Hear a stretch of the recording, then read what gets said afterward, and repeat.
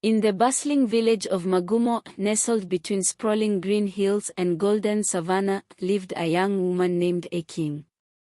Life was hard, and poverty was a constant companion. She worked tirelessly on the small family farm, yet the crops barely yielded enough to sustain them. One fateful evening, as the sun dipped below the horizon, an old woman in tattered clothes approached her. "The spirits have seen your struggles," the woman whispered. "If you're brave, I know a way to make you richer than your wildest dreams." Curiosity consumed Achieng. The woman leaned closer, her eyes glinting with an eerie light. "You must sleep with a serpent. It will come to you in the form of wealth but demand your loyalty. Do you dare?" Achieng dismissed the woman's words as nonsense, yet that night, she couldn't sleep. The idea of wealth lingered in her mind. She imagined a life without hunger, where her family lived in a big house and her siblings attended school in Nairobi. The next morning, she searched for the old woman, but she was nowhere to be found. Instead, a strange symbol appeared at her doorstep, a snake coiled around a golden staff. Achieng hesitated but ultimately chose to follow the path that seemed to call her name. Deep in the forest, Achieng found herself standing before a cave shrouded in mist. A voice echoed from within, low and hypnotic. "Enter, child of courage. I am Nayoka, the guardian of hidden treasures." Her heart pounded, but she stepped inside. Before her stood a majestic serpent with emerald scales that shimmered like jewels. "Do you accept the pact?" Nayoka asked. "Wealth untold will be yours, but you must share your bed with me each night." Torn between fear and ambition, Achieng nodded. The next morning, Achieng awoke to find her modest home transformed into a mansion. Her barren fields were lush with crops, and gold coins filled her once empty jars. Her neighbors were astounded, and her family overjoyed. But every night, as the moon rose, Nayoka would slither into her bed.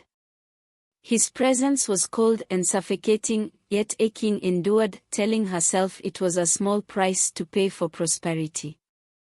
As Achieng's wealth grew, so did the whispers in the village. People speculated about her sudden fortune. Some claimed she had struck a deal with the spirits, others believed she had found buried treasure. One curious villager, Kamau, decided to follow her one night. What he witnessed, Achieng entering the forest and disappearing into the cave, confirmed his suspicions. He shared the tale, and soon, Achieng became the center of gossip and fear. One night, Nayoka spoke in a tone heavier than usual. "The villagers talk too much," he hissed. "If they discover our pact, they will try to destroy me, then you along with me. Be careful." Fear gnawed at Achieng. She realized her newfound wealth came at a dangerous cost. She tried to avoid the villagers, but their prying eyes were everywhere. Unable to contain his greed, Kamau hatched a plan to steal Achieng's treasure. Along with a group of men, he crept into her home one night. But as they pried open a chest filled with gold, Nayoka appeared, his emerald scales glowing menacingly. "You dare to steal from me?" Nayoka roared. With a flick of his tail, he sent the men fleeing into the night. But the incident left Achieng shaken. As time passed, Achieng began to feel trapped. Her wealth brought her no joy, only isolation and fear. She couldn't leave Nayoka, yet she longed for freedom. One day, her younger sister, Nayok, confronted her. "Sister, what happened to you? You've changed. This wealth is not worth your soul." Achieng broke down, confessing everything. Nayok vowed to find a way to break the curse. Nayok sought the advice of the village elder, a wise man named Mzi Otieno, who revealed that Nayoka's power could be broken by an act of selfless courage. Achieng had to renounce her wealth and face Nayoka in his true form. That night, as Nayoka slithered into her bed, Achieng stood her ground. "I release you from our pact," she declared. "I choose freedom, even if it means losing everything." Nayoka's body began to writhe and shimmer, transforming into a fearsome dragon. But Achieng did not flinch. Her courage burned brighter than his fury. As dawn broke, Nayoka vanished, leaving behind a single golden scale. Achieng's mansion crumbled into dust, and her wealth disappeared.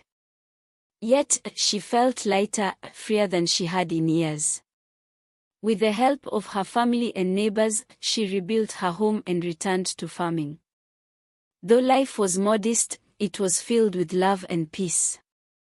The golden scale, a reminder of her ordeal, was buried beneath the old tree where she first met the strange old woman. And so, Achieng's story became a cautionary tale in Magumo, a lesson that true wealth lies not in gold but in freedom and the bonds of family and community.